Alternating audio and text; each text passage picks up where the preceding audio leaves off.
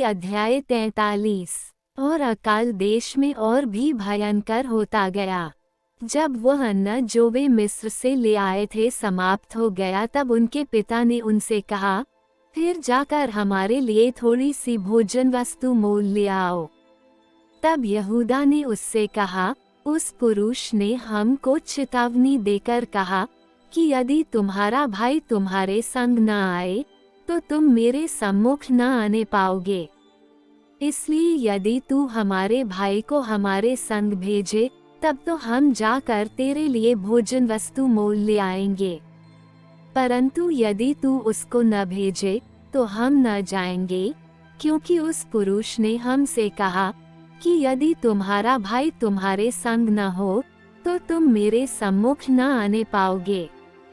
तब इस्राएल ने कहा, तुमने उस पुरुष को ये बताकर कि हमारा एक और भाई है, क्यों मुझसे बुरा बर्ताव किया? उन्होंने कहा, जब उस पुरुष ने हमारी और हमारे कुटुंबियों की दशा को इस रीति पूछा कि क्या तुम्हारा पिता अब तक जीवित है? क्या तुम्हारे कोई और भाई भी है? तब हमने इन प्रश्नों के अनुसार उससे वर्णन किया। फिर हम क्या जानते थे कि वह कहेगा कि अपने भाई को यहाँ ले आओ। फिर यहूदा ने अपने पिता इस्राएल से कहा, उस लड़के को मेरे संग भेज दे कि हम चले जाएं, इससे हम और तू और हमारे बाल बच्चे मरने ना पाएंगे, वरन जीवित रहेंगे। मैं उसका जामिन होता हूँ, मेरे ही हाथ से तू उसको फेर लेना।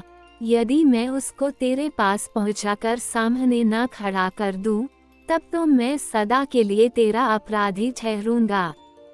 यदि हम लोग विलंब न करते तो अब तब दूसरी बार लौट आते।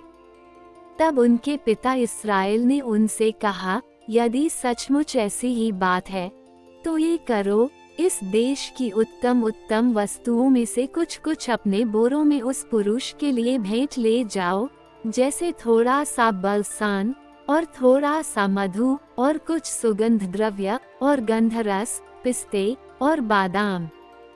फिर अपने अपने साथ दूना रूपा ले जाओ, और जो रूपा तुम्हारे बोरों के मुंह पर रखकर फेर दिया गया था उसको भी लेते जाओ, कदाचित ये भूल से हुआ हो। और अपने भाई को भी संग लेकर उस पुरुष के पास फिर जाओ। और सर्वशक्तिमान ईश्वर उस पुरुष को तुम पर दयालु करेगा, जिससे कि वह तुम्हारे दूसरे भाई को और बिन्यामीन को भी आने दे, और यदि मैं निर्वंश हुआ तो होने दो। तब उन मनुष्यों ने वह भेंट और दूना रूपा और बिन्यामीन को भी संग लिया और चल दिए, और मिस्र में पहुंचकर यूसुफ के सामने खड़े हुए। उनके साथ बिन्यामीन को देखकर यूसुफ ने अपने घर के अधिकारी से कहा, उन मनुष्यों को घर में पहुंचा दो और पशु मार के भोजन तैयार करो, क्योंकि वे लोग दोपहर को मेरे संग भोजन करेंगे। तब वह अधिकारी पुरुष यूसुफ के कहने के अनुसार उन पुरुषों को यूसुफ के घर में ले गया।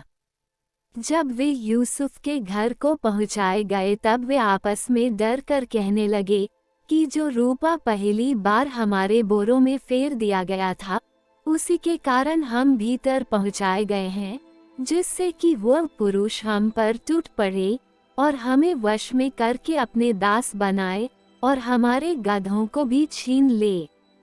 तब वे यूसुफ के घर के अधिकारी के निकट जाकर घर के द्वार पर इस प्रकार कहने लगे कि हे हमारे प्रभु, जब हम पहली बार अन्न मोल लेने को आए थे, तब हमने सराय में पहुंचकर अपने बोरों को खोला, तो क्या देखा कि एक एक जन का पूरा पूरा रूपा उसके बोरे के मुंह में रखा है, इसलिए हम उसको अपने साथ फिर लेते आए हैं। और दूसरा रूपा भी भोजन वस्तु मोल लेने के लिए लाए हैं। हम नहीं जानते कि हमारा रूपा हमारे बोरों में किसने रख दिया था। उसने कहा, तुम्हारा कुशल हो, मत डरो, तुम्हारा परमेश्वर, जो तुम्हारे पिता का भी परमेश्वर है, उसी ने तुमको तुम्हारे बोरों में धन दिया होगा। तुम्हारा रूपा तो मुझको मिल गया था, फिर उसने शिमोन को निकालकर उनके संग कर दिया। तब उस जन ने उन मनुष्यों को यूसुफ के घर में ले जाकर जल दिया। तब उन्होंने अपने पांवों को धोया, फिर उसने उनके गधों के लिए चारा दिया। तब ये सुनकर कि आज हमको यही भोजन करना होगा, उन्होंने यूसुफ के आने के समय तक अर्थात दोपहर तक उस भेंट को इकट्ठा कर रखा। जब यूसुफ घर आया तब वे उस भेंट को जो उनके हाथ में थी उसके सम्मुख घर में ले गए और भूमि पर गिरकर उसको दंडवत किया। उसने उनका कुशल पूछा और कहा, क्या तुम्हारा बूढ़ा पिता जिसकी तुमने चर्चा की थी कुशल से है? क्या वह अब तक जीवित है? उन्होंने कहा, हाँ, तेरा दास हमारा पिता कुशल से है और अब तक जीवित है। तब उन्होंने सिर झुकाकर फिर दंडवत किया। तब उसने आंखें उठाकर और अपने सगे भाई बिन्यामीन को देखकर पूछा, क्या तुम्हारा वह छोटा भाई जिसकी चर्चा तुमने मुझसे की थी यही है? फिर उसने कहा, हे मेरे पुत्र, परमेश्वर तुझ पर अनुग्रह करे। तब अपने भाई के स्नेह से मन भर आने के कारण और यह सोचकर कि मैं कहाँ जाकर रोऊं, यूसुफ फुर्ती से अपनी कोठरी में गया और वहाँ रो पड़ा। फिर अपना मुंह धोकर निकल आया और अपने को शांत कर कहा, भोजन परोसो। तब उन्होंने उसके लिए तो अलग और भाइयों के लिए भी अलग और जो मिस्री उसके संग खाते थे उनके लिए भी अलग भोजन परोसा, इसलिए कि मिस्री इब्रियों के साथ भोजन नहीं कर सकते, वरन मिस्री ऐसा करना घृणा समझते थे।